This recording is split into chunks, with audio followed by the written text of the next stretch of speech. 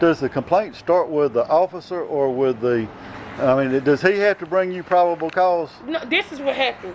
The complaint start. Okay, so before we can proceed with any warrant, we have to get a police report first. Correct. So as far as when it comes down to probable cause, they're just natural. Like if we read the complaint or whatever, or read the police report or the statement that the victim gives, the alleged victim gives, and we just see we find probable cause out of that. So y'all determine probable cause? Yes, sir, we do. Okay, because this office needs to be addressed too then. So you're saying this? You talking about? You're speaking of the magistrate. Okay, so yeah. Because she actually broke law.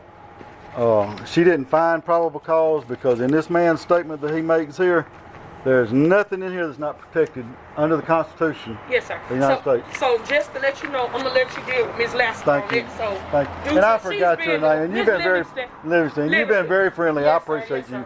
Thank you.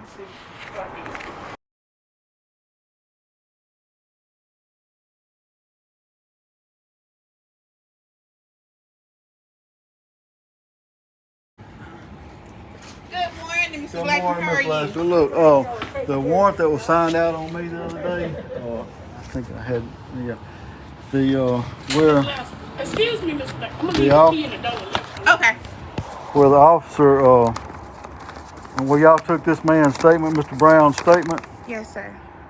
everything that this man stated on here is protected activity under the U.S. Constitution.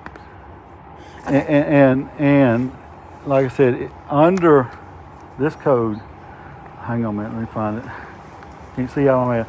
18 Code 4241 said any time that two or more government officials acting to violate one's civil rights, and this is what this is, civil rights. That included you because you took the statement and without doing your due process. Everything on that is guaranteed constitutionally protected activity. Okay. Have you read the state code for state code this is state code. Obstructing Governmental Operations? And yes, and I did. And nothing basically says when you hinder a public servant from performing a governmental operation. From the statement that I took from Mr. Brown, within my knowledge, and especially I read that code over and over and over, just to be sure that it actually fell up under that. And it doesn't. You were violating because he was at that time a public servant of the city of Selma. Yes. And you did stop hinder him from performing his actions. I do understand and you do know I agree. record. I do know I record everything, right? Yes, sir, and that's perfectly fine. Yes.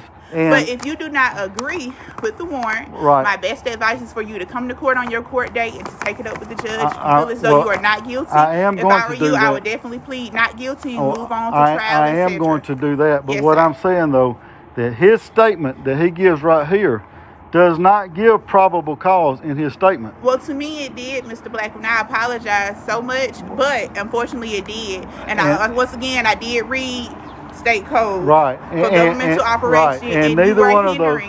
Hindering means you stand in between him and whatever's going on. That never happened. At that point in time, from what I got, you completely disrupted the entire process. I'm here today to file a warrant against him for false arrest. Okay, so we can't do that because it's not technically false. If probable cause was found you were arrested, but if probable cause was found by the magistrate, it's not technically false. Well, when I leave here, I'm going to. The best advice that I can give you is to come to court on your court date. You feel as though you're not guilty. And if I come to court, it's going to cost me money to come into court. I mean, if you plead not guilty and move on to trial, and then you may win the case and be found not guilty. And at that point in time, you wouldn't have to pay anything. Right, and like I said, what is done here, and with your help of that as a magistrate, you were supposed to appear, and your understanding of the law didn't fall under this here, because if you read this statement here, this is the statement he gave. This is what you base that on. I read the statement. I even typed up that side of that warrant. And you do know that all of this stuff falls under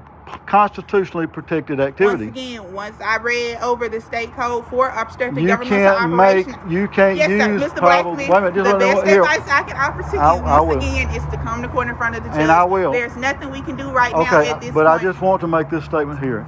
Okay. Probable cause cannot be obtained off of protected activity. Okay. Yes, sir. You have a wonderful day, Mr. Blackman. I will. And like I said, you know, the complaints will be filed against this office, yourself, and all like that. Yes, sir. And these are federal crimes, punishable by up to a year in prison. Oh, perfectly fine. Thank you.